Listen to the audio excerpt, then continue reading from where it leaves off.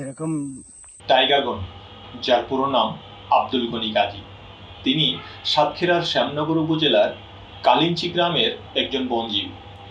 তিনি সুন্দরবনে বাঘের আক্রমণে আহত বা নিহত জেলে ও বাওয়ালিদের উদ্ধার করার জন্য পরিচিত। স্থানীয়ভাবে তিনি টাইগার গনি নামেই পরিচিত, কারণ তিনি বাঘের মুখ থেকে আহত ও মৃত ব্যক্তিদের উদ্ধার করেন এবং এই কাজের জন্য তিনি কোনো পারিশ্রমিক নেন না। এটি তার স্বেচ্ছাসেবার একটি অংশ। সুন্দরবন শ্যামনগর এলাকা থেকে এবার তার সাক্ষাৎকার নিয়েছেন লাখো কণ্ঠের স্টাফ রিপোর্টার পরিবেশবাদী ইসমাইল গাজী। শুনুন সেই ফিলে চমকানো সাক্ষাৎকার। আচ্ছা গুনি ভাই, আপনি কত বছর থেকে বাঘ নিয়ে কাজ করেন? আমি 2007 সালের থেকে বাঘ নিয়ে কাজ করি। আর এর আগে আমার বাবার কাছ থেকে আমি শুনতাম, জানতাম। বাবা আমাকে বলতো যে এই সুন্দরবনের বাঘ আমাদের এই সুন্দরবন রক্ষা ক্ষেত্রে প্রধান রক্ষাকারী।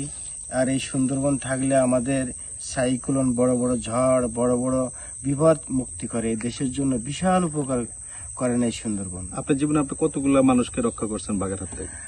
আমার জীবনে আমি 2007 থেকে 2019 সাল পর্যন্ত আমি 106 জন মানুষকে উদ্ধার করেছি। আপনার কখনো ভয় লাগে না বাঘের মুখ থেকে মানুষকে ফিরাইতে? ভয় করলে কি সম্ভব ওই বাঘের কাছ থেকে মানুষ উদ্ধার করা? আমরা যখন মানুষ উদ্ধার করতে যাই বনে উঠে, আমাদের কাছে লাঠি থাকে, আমরা গাছের গায়ে জোরে জোরে শব্দ করি। যখন লাশ নিয়ে কোলে করে বসে থাকে বাঘ, কোনো কোনো সময় এরকম ভেসকি মারে, তখন আমাদের পনের ভিতর কিছু থাকে না।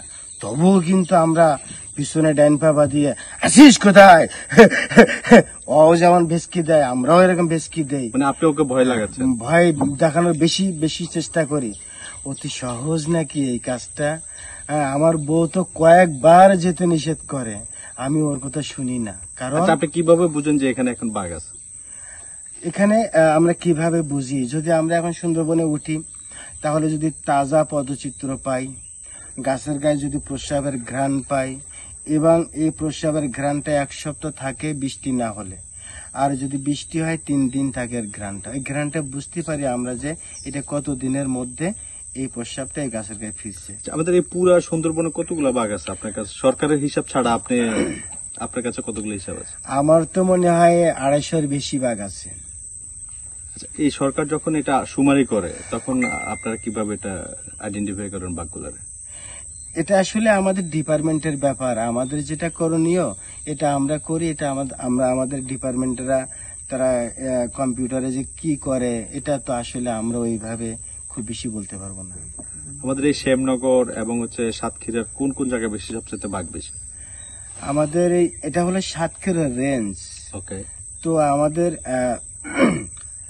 কয়েকটা রেঞ্জ আছে সুন্দরবনে। তো সবচেয়ে ভয়ঙ্কর বাঘ বেশি আমাদের সাতক্ষীরা রেঞ্জ, আর বাঘ ভয়ঙ্কর রাগিদ বেশি এই সাতক্ষীরা রেঞ্জ। এটা আমার খুবই গর্ব লাগে, খুবই ভালো লাগে যে আমার রেঞ্জে বাঘ বেশি, বাট বাঘের রাগ বেশি। আচ্ছা, কোন একটা বাঘ যদি অসুস্থ হয়ে যায় তাকে কিভাবে ট্রিটমেন্ট করা হয়? আমাদের সুন্দরবনে যদি বাঘ অসুস্থ হয়ে যায়, আর আমাদের ডিপার্টমেন্ট যদি এটা ফরেস্ট ডিপার্টমেন্ট যদি জানতে পারে, জেলেদের মুখ থেকে জানতে পারে, বিভিন্ন মানুষের কাছ থেকে জানতে পারে, তো দ্রুত আমরা সেখানে যে আগে আমরা তার মুভমেন্টটা দেখি। দেখার পরে যদি আমরা অফিসে আনার মতন হয়, ওখান থেকে আমরা তুলে আনি। আর যদি সে ভালো সুস্থ আসে, তারপরেও অসুস্থ, তাকে ট্যাঙ্কুলাইজার গান দিয়ে তাকে অজ্ঞান করতে হয়। তারপরে আমাদেরকে নিয়ে আসতে হয়। আসার পরে ট্রিটমেন্ট করে মোটামুটি তার A to Z এটা দেখে তারপরে। এই সাতক্ষীরা রেঞ্জে হরিণ কেমন আছে? অনেক সুন্দর। আমাদের এই সাতক্ষীরা রেঞ্জে অনেক হরিণ আছে। এই তো সন্ধ্যাবেলা, আজকে সন্ধ্যায় শুনবেন কুহু কুহু শব্দ, হরিণের ডাক।